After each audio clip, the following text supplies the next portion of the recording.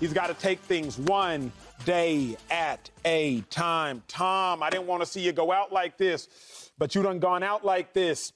He looked halfway to 90 yesterday.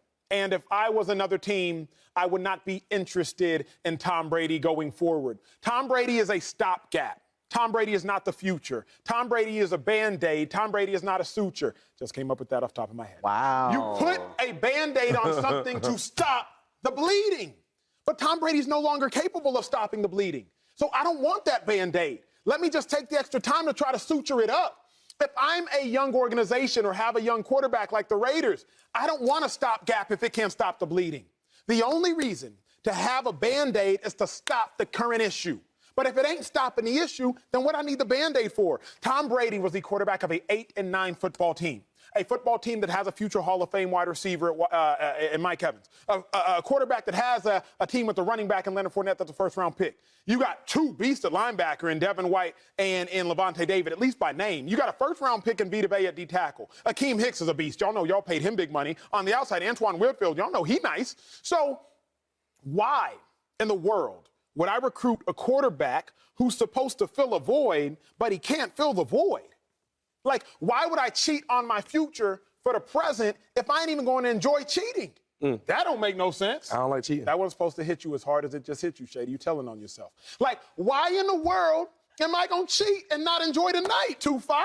I don't know. It don't make no sense. Just don't cheat, brother. Don't cheat. Right. So don't cheat on the future if you're an organization for a moment of temporary pleasure if the pleasure ain't even going to be that pleasurable because Tom Brady can't provide it no more. 8-9 and a first-round playoff loss? Well, Miami Dolphins, you already had that with Skylar Thompson. So are you really going to try to sacrifice your future for that? Don't do it. Raiders, don't do it. Jets, maybe do it. Joy, should teams be interested in Tom Brady? Some should, because some of them aren't cheating on anyone because they don't have anybody to cheat on. We're just going to keep this analogy going. Yeah, sure. That's the most faithful person right there. No option. No other option. Love you for life. What do the Raiders got? They're moving off of Derek Carr. That's real. What do the Jets have? Zach Wilson is not it. What have the Jets had? What have they had? Well, there's the Patriots are out there, Carolina. Like this, there are teams who will happily take on Tom Brady. My question is, why would Tom Brady want to go there? The reason it worked so well in Tampa Bay was, of course, because of Tom Brady's greatness and his ability to win and his immense amount of experience at a high level. But it was also Bruce Arians. It was also the pieces that they brought in because Tom was there. It was also the pieces that they already had in place, which is part of the reason why Tom chose to go there. So if you're looking at these other teams, it's not so much to me about if they should want Tom Brady, because maybe there are some better options out there than Tom at this point. I mean, Tom did not look good last night. But what are the two of them going to do together? Is the Raiders a better situation than Tampa Bay? Right. No, it's not. At all. Are the Jets a better situation than Tampa Bay? I think equal. No, they're not. They were at home. Tampa is not a good team, but they made the playoffs. Now, of course, I know what the division was, but whatever. They managed to get there. They have pieces. They have way more high-level talents in Tampa than they do with the Jets. And we can go down the list of the options here. I don't want to see this end sad. I've never been in the business of predicting when Tom was going to retire or really caring because he's going to let us know when he's done. But I don't want to watch. I don't want to watch the bouncing around to teams that really just doesn't make sense just for the sake of playing. 2-5, you played with Tom Brady. You won a Super Bowl with Tom Brady in Tampa Bay. For the viewers that aren't familiar, you break this down for me. Should teams still be interested? I'm going to say yes, right? I think Tom's still a top 12 quarterback in this league. You talk about the championship game or championship run we had with the Bucs. Well, one thing we had is we had a pretty good supporting cast, right, of players. But we had an offensive line, right? Yup. And the offensive line they were healthy. They played together. They were really, really good. When we needed to run the ball, we ran the ball. Everything that we were, they were not this year. They couldn't run the ball. Their line wasn't healthy. So I think you said that the Raiders wasn't a good look. I think they are. They run the ball extremely well. Independent of Josh Jacobs signs back there. He's number one running back in this year, yards-wise. You know what I'm saying? So if you get him, he's there. He's running the ball, controlling the game. Tom Brady loves to have a running game. Plays off the play action, et cetera. He doesn't like to get hit nowadays. He's older, which nobody likes to get hit, but he is 46. you know, so that matters. And I think even having Devontae Adams. That would be nice. Yeah, Wilder back there. That would be fun. Waller right back there, tight end. They got some players. Their older team, I think their team that needs to happen now. If it was a younger group, I would say no to Tom.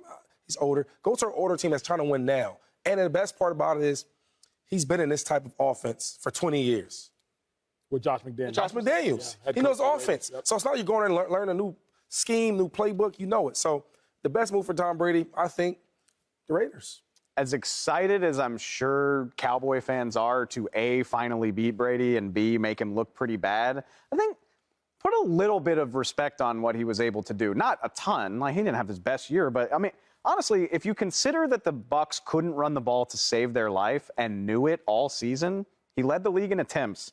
He averaged 52 attempts over the last month of the season. Average? Average. He threw 66 last night. That was a lot. It's the most unbalanced offense I've ever seen, and Brady still threw 27 touchdowns to 10 picks, had a 91 quarterback rating. It's his 6th worst. So, like, he had 5 other seasons as a starter where he was worse than this. Obviously, most of those came at the beginning of his career, but he's still giving you viable quarterback play. This is just a decimated offense. Shady brought it up. Ali Marpet retires after they win the Super Bowl. Alex Kappa's in Cincinnati now. Ryan Jensen got hurt at the start of training camp. That was his first game last night. He tried to give it a go. And Donnie has been looking bad. Donovan Smith getting older. Tristan Wirfs has dealt with injuries during the season. Like, the O-line got decimated. There are teams where I think Tom Brady could be legitimately good. His problem is just going to be there can't be more than 3 or 4 of them. Like, I think you got to look at the Raiders for all of those reasons. The Jets, I'm intrigued by the Jets just because they have young skill talent and young defensive talent. If they've got the cap space to beef up their O-line, maybe add a couple more weapons, maybe. This sounds insane considering what they're doing right now, but, like, maybe the Niners? Like, if Brock Purdy loses his luster here over the next 2 or 3 weeks? Here's my only issue, and as we look Dolphins? maybe the Dolphins, we look at the teams in the playoffs, y'all are painting this perfect situation for Tom Brady, and I respect that. It has to be. It's got to be perfect. Like, let's look at the teams that are in the playoffs right now. Seattle Seahawks, they lost to the 49ers. Both their starting tackles were rookies. The 49ers, they were without Trent Williams for the first half of the season. The Chargers, we know they were decimated by injuries. The Dolphins, Taron Armstead missed like the last 5 games of the season, and right tackle, they were decimated by injuries. When you continue to move down, the Bengals, they lost their right tackle, La'el Collins. The Cowboys, my God, they lost everybody and their mama. And clearly the Bucs, they lost a lot of people to injuries. When you look at Raiders, these teams, what about the Raiders, though? Well, when you think about the Raiders, the point I'm making is this. Not that the Raiders had people injured last year, but that it happens. The Jets, they lost their starting left tackle, Mekhi Becton, I think number 10 pick overall. He's really good, too. Great player. So Tom Brady can go to this situation that he thinks is perfect, and the second he gets there, somebody can lose an ACL, somebody can lose an Achilles, and next thing you know, you're sitting in there in Las Vegas. But you know how it goes, and knock on wood if you want to, but there's a 100% injury ratio. I said somebody. I ain't speaking this on any player in particular. So I just don't. You can't acquire Tom Brady and hope for perfection because there is no such thing. But also, there's another side of the ball.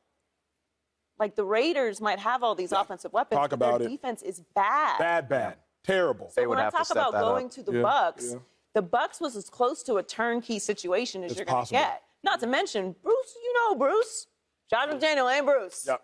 They do not have the same resume or reputation. You know what's fascinating, Joy? The Jets, which you said, I believe, that's the one that to me makes sense. Tom Brady's last 2 Super Bowls. The most realistic one. His last 2 Super Bowls, they only allowed 9 points, the Bucs, and the Rams only got 3 points. So he has to go to a place, like you said, that has good defense offensively. Breece Hall's a great player. Garrett Wilson's a great player. If Mekhi Becton comes back, that's actually the only place that makes sense. But then you got to deal with the Dolphins and the Bills. And the Raiders fight, though. Like, get us some credit, though. They fought hard against the Niners, right? I think he's the quarterback. They win that game. I'm giving credit for fighting now. Okay, I'm just saying, you're acting like, it's a bad move. What division, though, big dog? What division? Okay, hold on for a second. Waiting. The Chiefs. The Raiders battled the Chiefs. They barely got that game. At Arrowhead on the road. So you take Derek Carr, and I love Derek Carr, so I don't want to, you take Derek Carr out and you move Tommy in there, right? I think Tommy's going to be safer with the football. Like last night, Tommy didn't want to get hit. Nah, he didn't want to do nothing. The interception, he would never do that on no that year. Was so my thing, he didn't want to get hit right there, so he kind of threw it, whatever happens. But I love to place other players in situations, right? And I think if you put him there, that team would be different. Tom has that something about him that makes everybody believe in that team. True. Well, they got to be a lot different because the Raiders were bad this. Subscribe here to get the latest from Speak, and go watch a few segments from our other shows on FS1.